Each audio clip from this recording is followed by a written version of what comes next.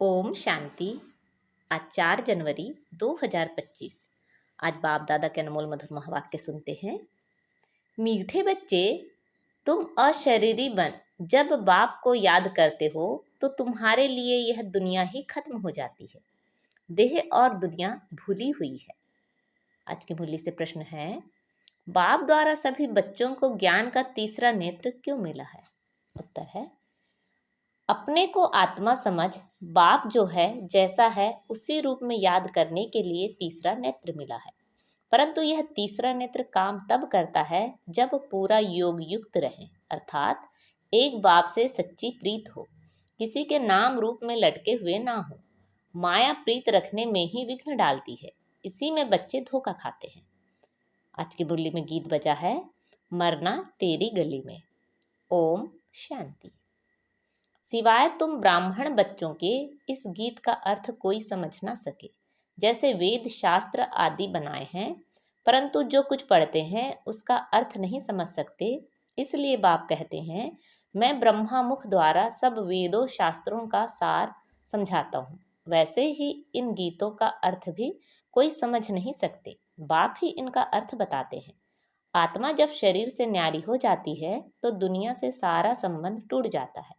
गीत भी कहता है, अपने को आत्मा समझ अशरीरी बन बाप को याद करो तो यह दुनिया खत्म हो जाती है। यह शरीर इस पृथ्वी पर है, आत्मा इनसे निकल जाती है तो फिर उस समय उनके लिए मनुष्य सृष्टि है नहीं। आत्मा नंगी बन जाती है, फिर जब शरीर में आती है तो पाठ शुरू होता है।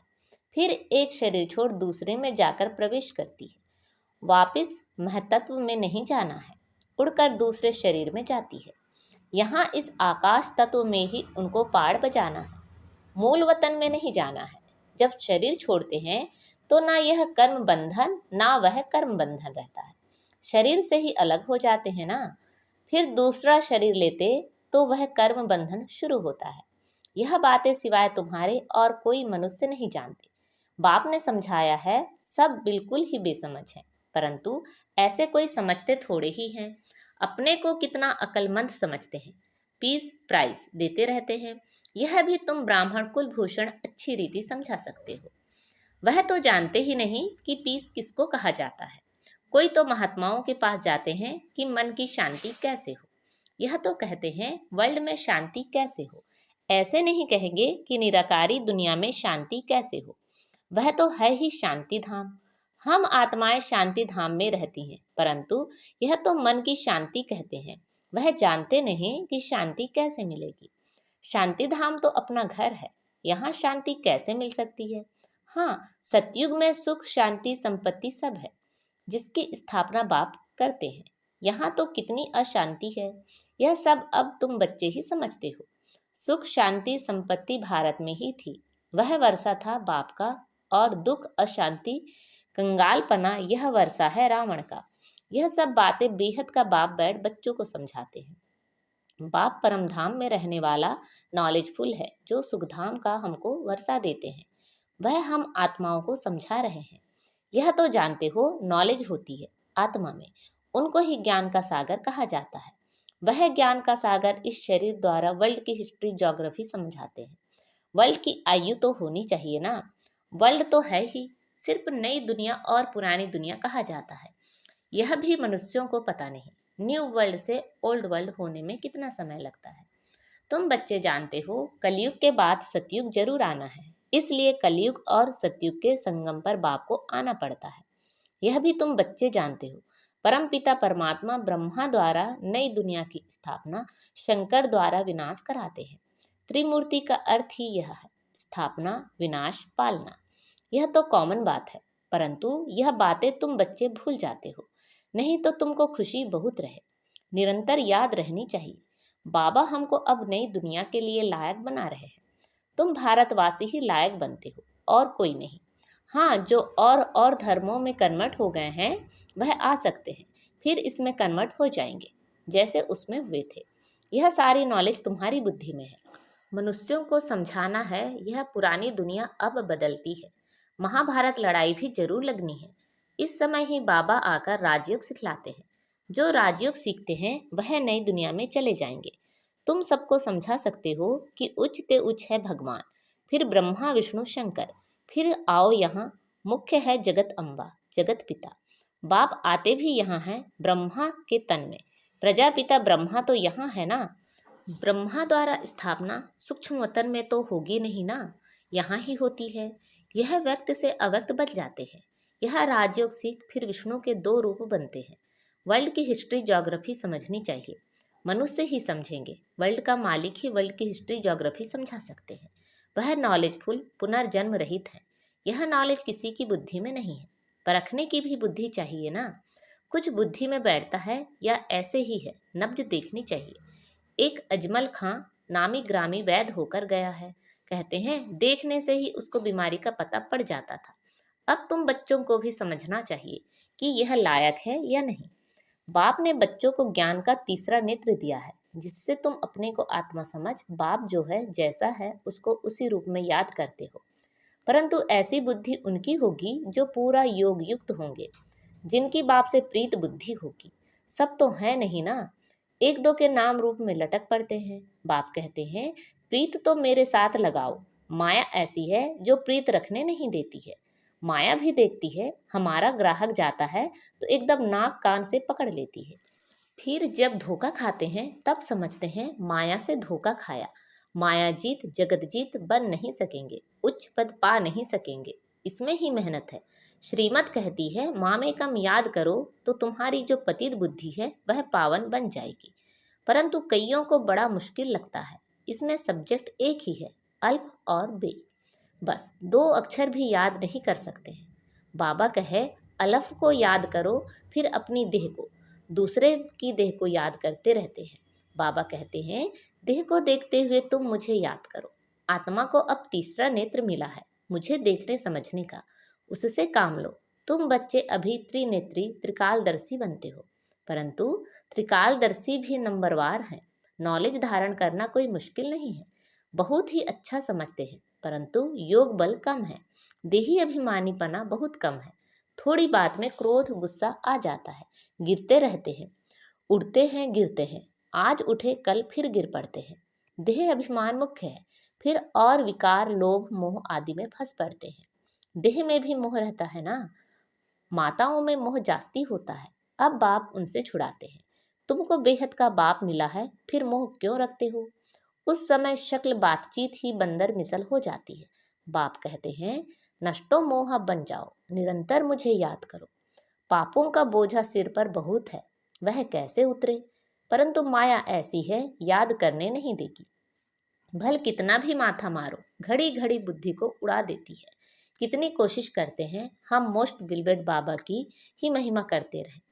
बाबा बस आपके पास आए कि आए, परंतु फिर भूल जाते हैं।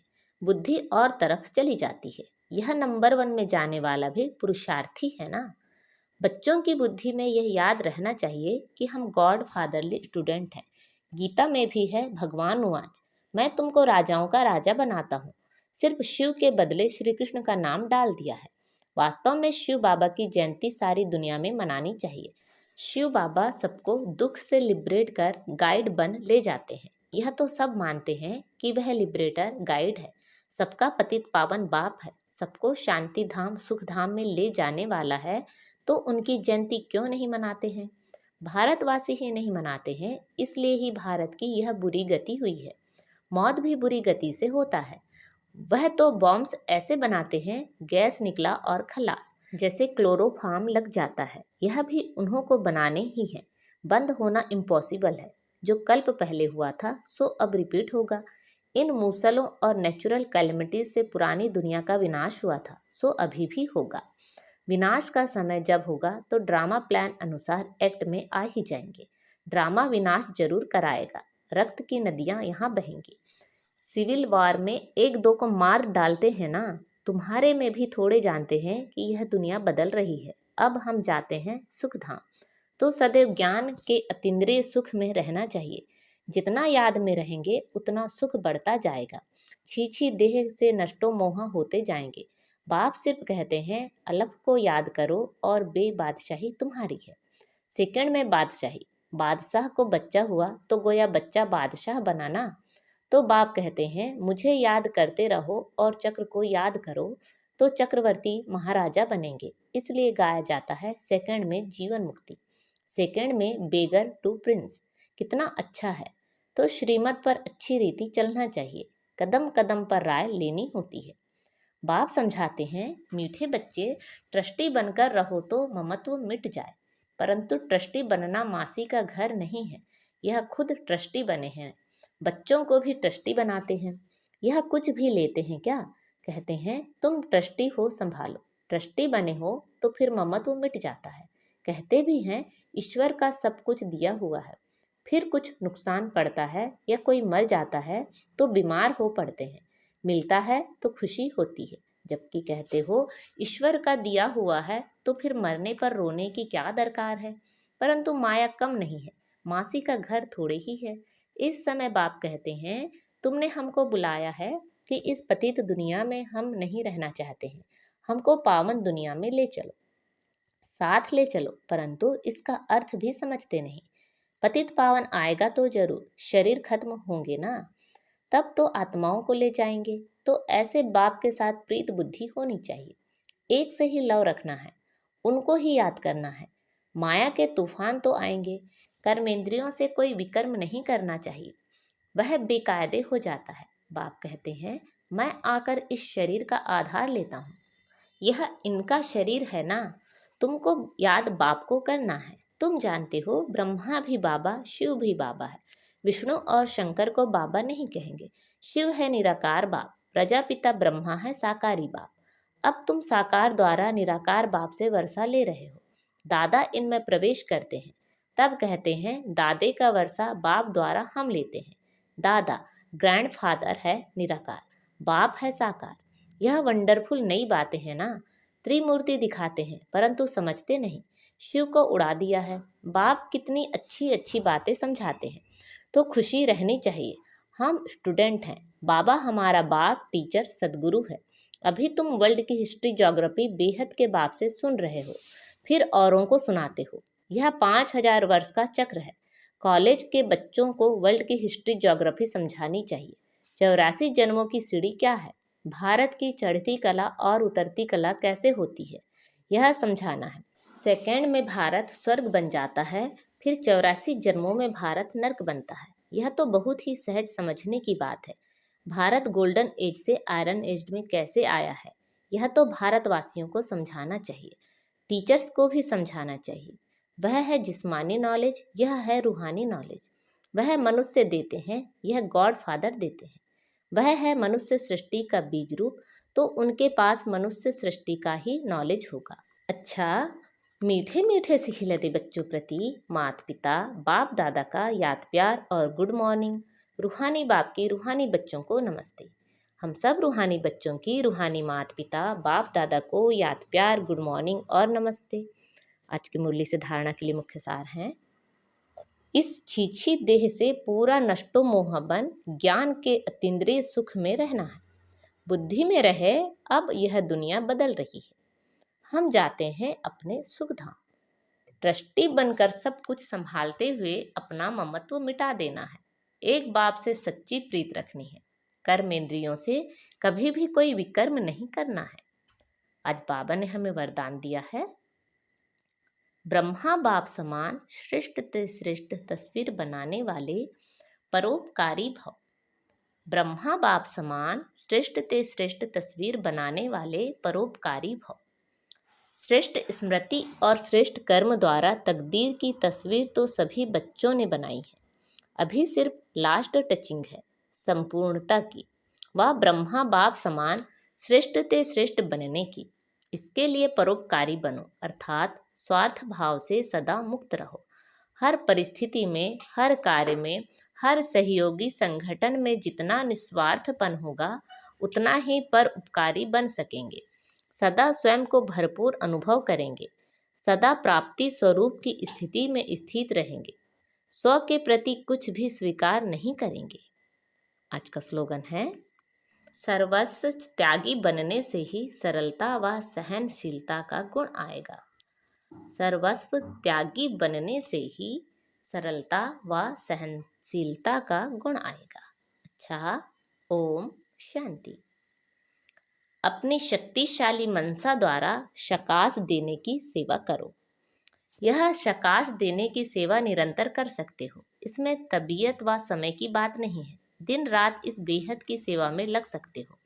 जैसे ब्रह्मा बाप को देखा, रात को भी आँख खुली और बेहद की शकाश देने की सेवा होती रही। ऐसे फॉलो फादर करो। जब आप बच्चे बेहद को शकाश देंगे तो नज़दीक वाले ऑटोमेटिक शकाश लेते रहेंगे। इस बेहद की शकाश देने से वायुमंडल ऑटोमेटिक बनेगा। अच्छा, ओम शांति।